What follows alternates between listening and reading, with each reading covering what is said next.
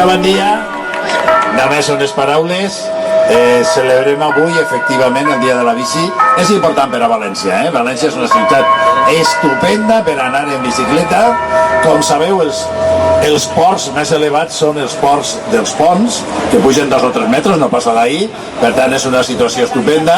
És una ciutat que té molt bon oratge per anar en bicicleta i l'únic que hem de fer és potenciar-ho des de l'escola fins al centre de la tercera edat, a tots els nivells, també millorant molt la seguretat de la gent que va en bicicleta, fent carrils separats, etc., ajudant també a que els carrils, la gent deixi d'anar per les voreres, perquè és important per la seguretat dels vianants, jo crec que també és un tema important, però en definitiva tot un conjunt de tasques i d'impuls per a que en València s'utilitza massivament la bicicleta com a eina de mobilitat, perquè València és una ciutat també xicoteta, que es pot recórrer d'una banda a una altra sense fer un esforç massa gran, i per tant tots ens hem d'animar a utilitzar-lo. Res més. Vinga.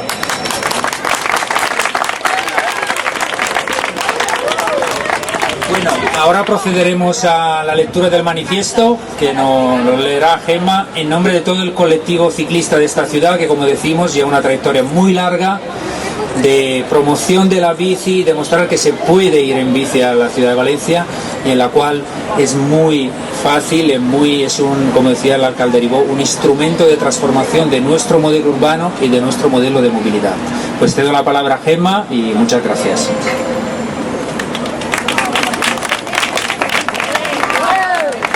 Bon dia.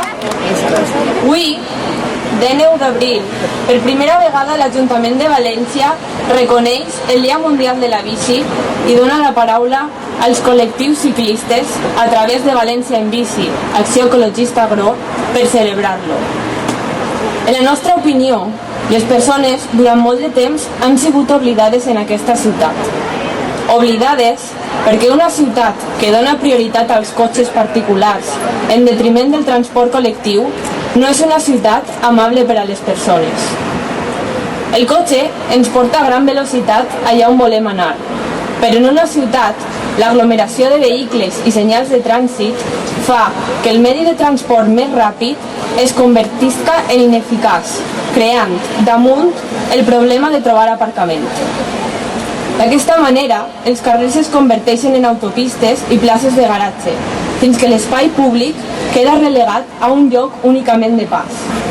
A més, el trànsit a motor suposa un soroll i una contaminació que no fan agradables disfrutar dels balcons i places, pel que preferim quedar-nos aïllats a l'interior de les cases.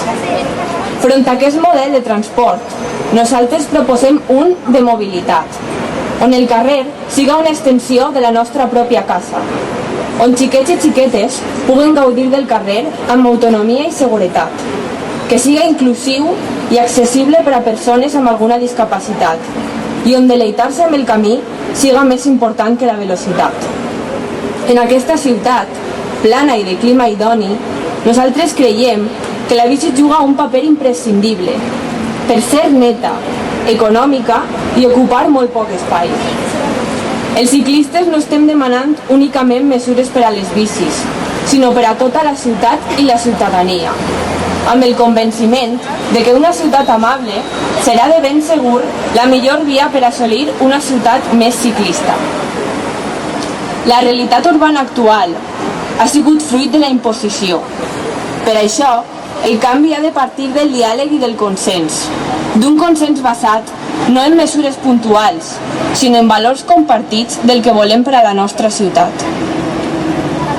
Malgrat tot el que hi ha en contra, afortunadament el número de bicis augmenta dia a dia, i això ens anima a revertir l'actual inseguretat vial, jurídica i la falta d'adequació urbanística que fa que de vegades resulte difícil desplaçar-se per la ciutat en bicicleta.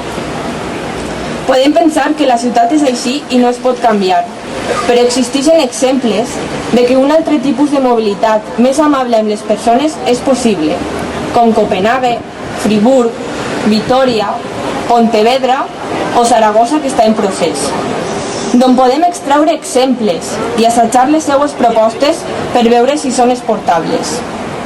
De manera que demanem a tots els grups polítics que constitueixen el nostre Ajuntament que estiguen a l'alçada d'aquest ideal i no el retarden més. I per això es requereix la responsabilitat, el recolzament i la col·laboració del teixit empresarial i de la societat sencera, per ser tolerant amb els canvis, perquè aporten propostes i valoren la seva bondat.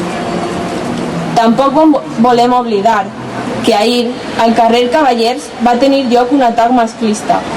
Censurem aquest tipus de conductes que atenten contra la dignitat i els drets humans i que no formen part de la ciutat amable que perseguim. Finalment, avui, dia de 9 d'abril de 2016, Dia Mundial de la Bici, és un bon dia per rellançar amb força el desig d'una ciutat amable amb la participació i col·laboració activa de totes i tots. Moltes gràcies.